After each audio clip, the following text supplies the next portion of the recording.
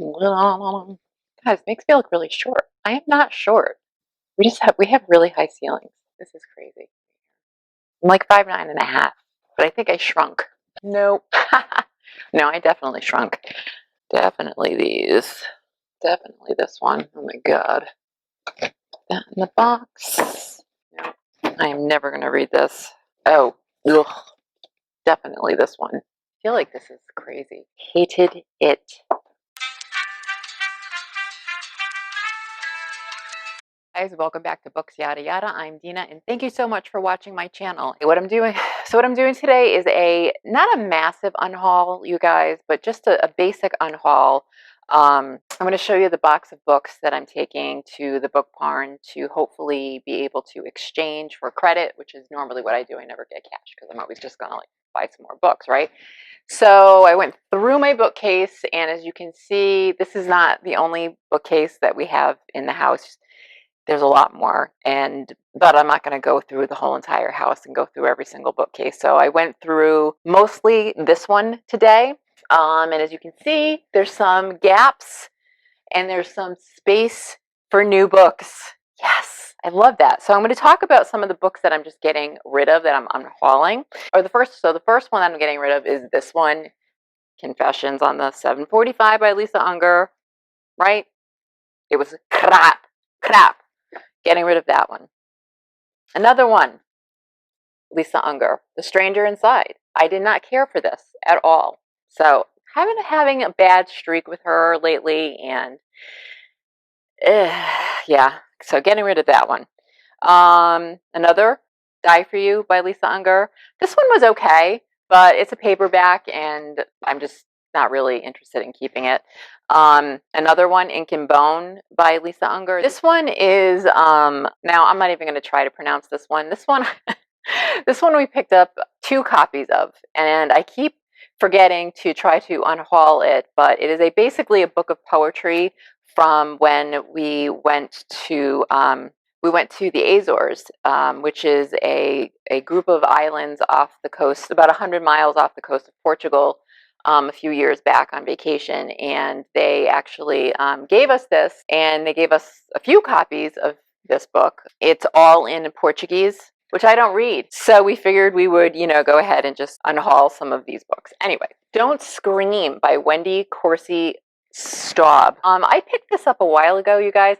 I don't know. It's been sitting on my shelf for so long that I'm not going to read it. You ever do that? You go through your shelf and you're like, oh, yeah, I'm going to read that, but then it sits on your shelf for like 4 years and you don't read it. So I felt like now that I'm doing my BookTube channel, it's given me a lot more clarity, and I'm learning a lot from other BookTubers that I watch, from you guys that I watch who do a lot of unhauling and decluttering and organizing shelves, that, you know what? It's time to let go, Dina. Dust is floating around here. It's from these books. I'm telling you, they've been sitting too long, not getting read. That one. Bel Canto, by Ann Patchett. I did not read this book because I just heard so many I heard so many things about it that weren't that great, and it was made into a movie, as you can see on the cover, Julianne Moore. And I hate it when they do that too, when they put the actors on the cover. So I figured, you know what, I'm just not going to read it. I guess it's more of a romance. I have read a few books by Ann Patchett, which I enjoy. She's a very good writer, but this one I'm just not going to read. I picked this up, I think, at BAM. It was on clearance. It was really cheap, but I'd rather get some credit and get a book that I really want to read than read this one. All right.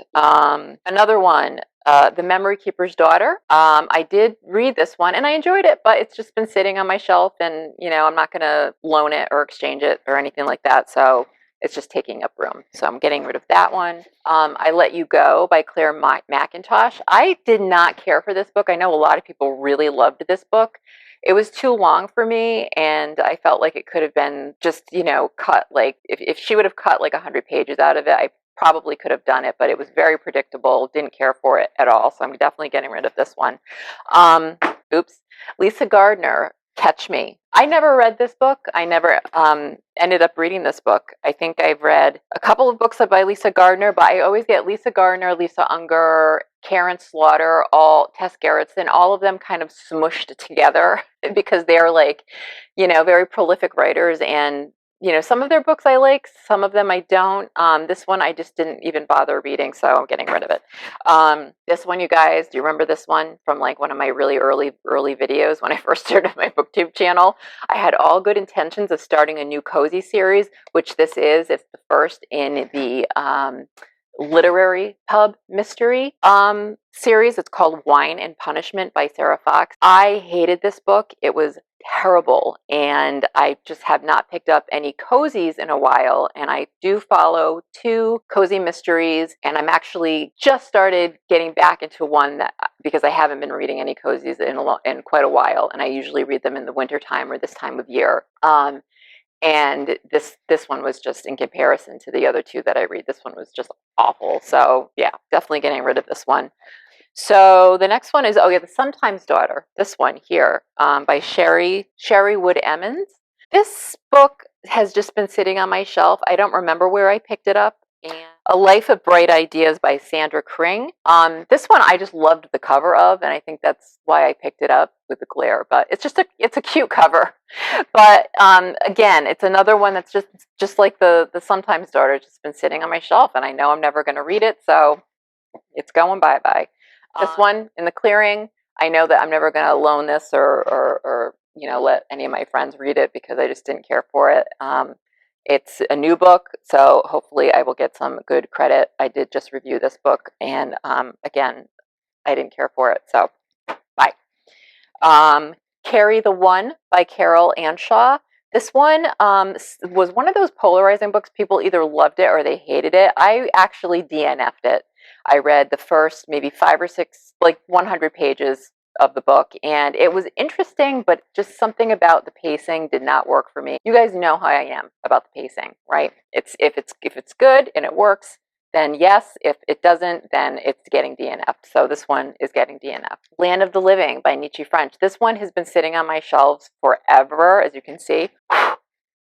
Not cool, right? So I read Killing Me Softly by Nietzsche French. They're a husband and wife duo that go by this pseudonym. And I loved that book back in the 90s. And I read a few of the detective series. I think it's Frida Klein detective series that they do. Each of them are named for a day of the week that are really, really good. But this one, again, started it and just did not care for it at all. It's an older book, and as you can see by the yellowing, and it just needs to go. I hope I didn't leave anything in any of the books, because I do that sometimes. Yep, see? Right there. Notes, Post-its, terrible. The Invisible Ones by Steph Penny. This one I just reviewed not that long ago. I think it was back in August. Didn't really care for it. It's about travelers, gypsy traveler, Irish travelers culture, and it's a mystery that it just was not gripping enough. It was very long, and it just wasn't interesting enough to hold my attention, although I did finish it and I did review it. So if you want to see the review of the book, it's in, I believe, my August. I will insert the card somewhere. But the reason that I picked this up was because I got it at Goodwill, so it was only like 99 cents. And when I was at Goodwill, I looked it up on Hoopla to see who did, if it was on there as far as the audiobook was concerned, and Dan Stevens from Downton Abbey did the narration for this book, and he is a great narrator, and so that was the main reason that I bought this book, was for his narration, which if he did not narrate the book, I would have totally DNF'd this book. So yeah, that's what happened with that one. Anne Rules, But I Trusted You. She's not a very good writer. I mean, she wrote The Stranger Beside Me and stuff, but as for Anne Rule's writing, it's just not good. And this wasn't good at all. Then She Was Gone by Lisa Jewell. I loved this book. I'm just unhauling it because I want to get, like I said, credit so I can get new books. Lisa Jewell's The Girls in the Garden. This was by another book by Lisa Jewell that I just did not care for at all. So again, that's going bye-bye. Oh, these. Sarah Pekkanen. This one's called Skipping a Beat. I'm actually going to do both of these to Kara. And Catching Air by Sarah Pekkanen. Now, if you know who Greer Hendricks and Sarah Pekkanen are, right, they've all, like, within the past 4 years or so, kind of swept the psychological thriller genre with their books. They co-write a lot of books together, like The Wife Between Us, and the other ones, the names escape me. But I've loved all of the books that they've written together. So I decided to go through and see books they've written, solo books that they've written. And so all I could really find was Sarah Pekkanen's books. And I got these through Thrift Books.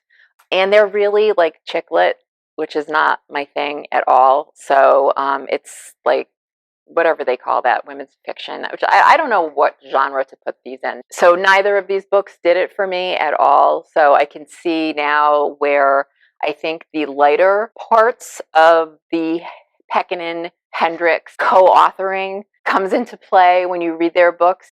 The parts of the book that are just more light and fluffy, if you could say that, that's where I think it comes from. So I would not recommend her books. So these are getting an unhaul for sure. These, Irma Bombeck, All I Know About Animal Behavior I Learned in Loman's Dressing Room. Okay.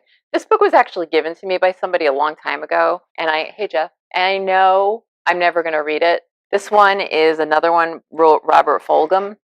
It was on fire when I lay down on it.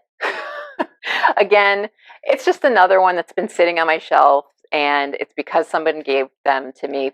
That's one thing I can't. Please don't ever buy me things, but get books as gifts. I don't know if you guys are the same way, but you can't buy books as gifts for a mood reader, because I probably won't read them. Because I like to pick the books out myself, and I know whether or not I'm going to like a book or I'm not going to like a book. So that's like the worst thing you can do, is like buy books for somebody who's like a bookworm. It really is. Buy us like gift cards, because we do much better with that. Okay, The Family Tree, never even started it, and did I? Yeah, no. All right. Oh, this one, The Beautiful Cigar Girl by Daniel Stowes Hauer. It's a tale of Mary Rogers, Edgar Allan Poe, and the invention of murder. This one actually sounded really cool, but then I got like maybe like 100 pages into it, and it was so boring. It's a nonfiction book, and I got this a while ago. I just never finished it. It was one of those that I kept meaning to. I kept putting it down and going like, oh, maybe I'll read some more. Unravel by Kalia Reed or Red. Kalia Red. I don't know. I started reading this one. Again, I got 100 pages into it. That's my rule. I read the first 100 pages, and if I don't like it, I DNF it. It's about a girl who is in a psychiatric facility, and it just didn't grab me at all. So if you guys want any of these books, let me know before I unhaul them. I was planning on going there today, so that might not work, but... Oh, Distress Signals by Catherine Ryan Howard. She's an Irish writer that I absolutely love. I believe that this was her debut, and I hated it.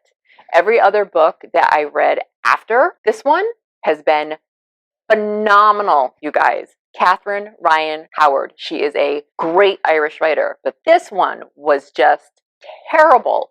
And part of it, the reason I picked it up was that Bronson Pinchot narrates some of it, and he's a fantastic narrator, you guys. We all know him as Balky, right, from Perfect Strangers, if you're old enough to remember that, back in the 80s. But this book was really, really long, and he barely narrates. He's only like a partial, like one of those, because it's told from a lot of different point of views. So yeah, I just couldn't do this book. It was like over 450 pages, and since she wrote this one, her books have been around the 300-page mark, which is like perfect for me. So Dark Turns, I actually, when I did the DNF tag, I think, in one of my tags, I know I talked about this book in DNF, or not. I read it, but I wish that I hadn't, because it was just terrible. This is another debut novel by Kate Holohan, whose books I actually do enjoy. And this is the first book she wrote that you know, I went back, I read her other books and enjoyed them. They weren't spectacular, but they were okay. They were, 3.5 probably 3.5 stars out of 5. So I figured I'd read her debut, and it was terrible. So yeah. The Broken Girls by Simone St. James. Now, she just wrote The Sundown, something at the Sundown Motel, which I loved that book, but I absolutely hated this one. It dragged on and on. It's supposed to be a ghost story, and it was just terrible. So that one's getting unhauled. Oh God, we got a book avalanche going on here. And then this one, Amy Schumer, The Girl with a Lower Back Tattoo. I've been trying to get rid of this book for a while. So hopefully there's different people working at the book barn today, and it's not the same guy that always gives this one back to me. So I just got like maybe halfway through this book, and I did not care for it at all. It wasn't as funny as I thought it would be. And I love Amy Schumer. She's really hilarious, but the book itself wasn't that great. So trying to get rid of this one. And I think that's it, you guys. Yeah, I gotta repackage everything in the box. Okay, so here is my giant box of books. It's a lot more books than I thought. Oh, there he goes. Say hey, Ryan. Hi. No, you should have said hey, Ryan. No, it's too late. This is so much bigger and a lot more books than I thought it was going to be. But I'm really glad it feels. Hey, Abby, you want to be on TV? Apple, that's my cutie little daughter. Yeah. So anyway, so I'm just happy because I've decluttered the bookcase and getting rid of just a lot of crap that, not all crap, but just, a lot of books that I'm never going to read or read, and I just want to get rid of. So we shall see how this goes. I may or may not take you with me to the book barn. We'll see. But if I don't, thank you for watching. So as I was waiting, there was a woman in front of me who was selling books, and I figured what I would do is while I was waiting for her, because it was taking forever, she had a ton of books, I would take you on a tour of the rest of the main store here of the book barn. So when Ryan and I had originally done our mini haul, we went to one of the book barn's stores called Chapter 3, which is located a street behind this location here. This location probably takes up a good 1.5 acres or more, where the other shops are just little like retail stores. So yeah, so as you can see, this particular place they called the Underworld. At one time, it did have more mystery. It did have the horror, supernatural, paranormal books, and then they decided to move them into the Chapter 3 store, which is their newest location. It's larger, so that makes sense. This is a small outbuilding, which is, mainly technical books. I think there's cookbooks mixed in there. I wanted you guys to just see how lovely it is here. It really is. It's very rustic. It's very little water feature. It's very it has this feeling of overgrowth, which I love. Nothing is too manicured or perfect in this place, and I am a big fan of imperfection. So yeah, Playscape. I never see kids on that Playscape. It just never, ever. Because I think when people come here, they don't want to bring their kids because it's just not the kind of place you want to bring kids. You want to concentrate on finding your books. You don't want to have to be distracted by your kids, right? Yeah, crazy mannequins, creepy, right across from the Playscape. So the people that own this place have an incredible sense of humor. And you actually saw one of the gentlemen who was behind the counter there. He is one of the owner, and he actually lives on the premises with his wife. And I don't think I included that shot, but I did get part of a clip where they were unloading groceries into their house. But how cool is that? They just do a fantastic job. They treat their customers so well, and I've been coming here for, oh my God, 20 years probably. And, we all know each other on a first name basis for the most part. And it's just a great place to come. Just if you want to wander, if you feel like, not even in, well, I'm always in the mood for shopping for books, but if I'm not, sometimes I just come here because it's definitely a zen place. I wanted to take you guys here more towards the spring and summer, because that is definitely when this particular location is the most eye-catching or appealing to the eye. Although even in the fall, it is pretty. But during the summer and the spring, it is definitely leafier and just more aesthetically pleasing. So this particular building here houses the contemporary fiction. Yeah, they changed things around. There's Wally Lamb, my teacher. Yes, had to do a shot there. And I have to say, these guys, you know, they just do such a great job keeping this place incredibly organized. I mean, it used to be really messy. I think that over the past 4 or 5 years, they've just gotten a great group of staff in here that really does a fantastic job of reshelving, reorganizing. Because when people come into a bookstore, you know, I used to work at a Walden Book like 25 years ago, you guys. And I remember when people come in there, you know, they're like banshees. They come in, they just peel books off the shelves and they stick them wherever they want. You'll find a paranormal book in the romance section and a romance book in the sci-fi section. So these guys, you know, with the used books like this, where it's not a ton of brand new books, you know, on the same shelf, well placed, you have used books that are just all over the place. So they just do a great job. Parnassus on Wheels. Do you guys remember that story? I think it was written in like 1910 or something like that. I absolutely love that short story or novella.